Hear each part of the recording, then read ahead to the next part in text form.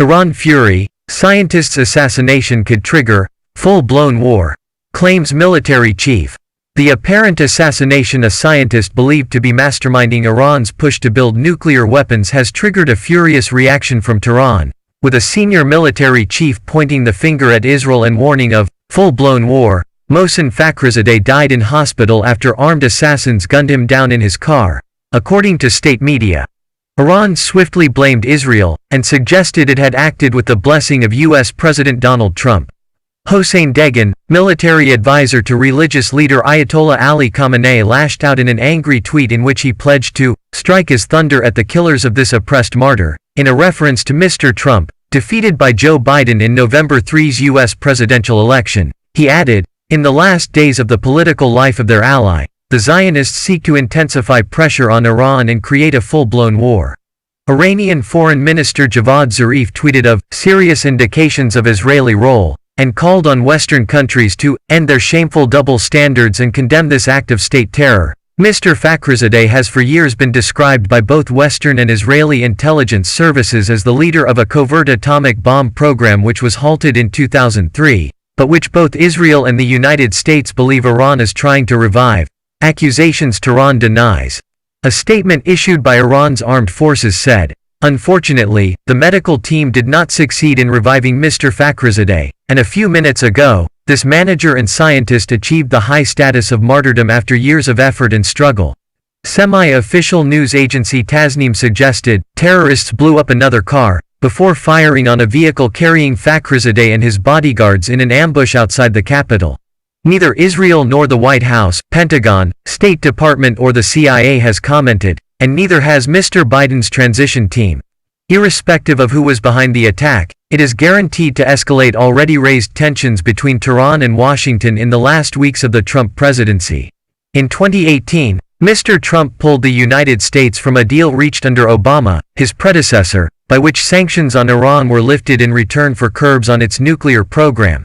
Mr. Biden has said he will aim to restore that agreement, although such a move would be highly controversial.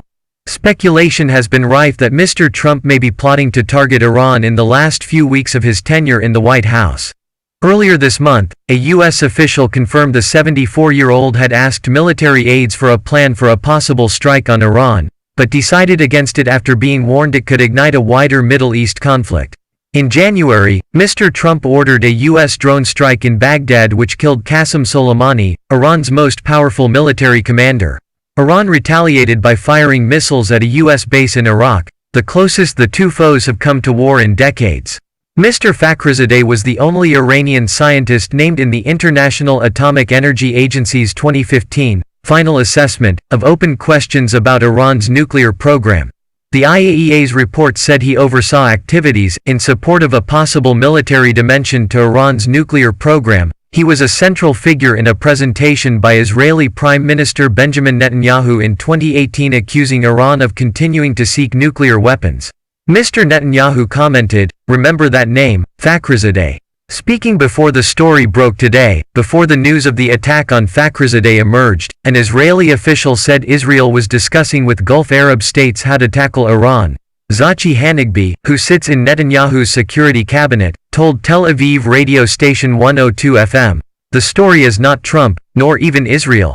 The story is Iran." The growing dread that a new U.S. administration will go back to the nuclear deal which threatens the very existence of the Gulf countries, Tzachi Hanegbi, who sits in Netanyahu's security cabinet, told Tel Aviv radio station 102 FM, "We will know how to handle the issue of the Iranian threat, even if through our own means."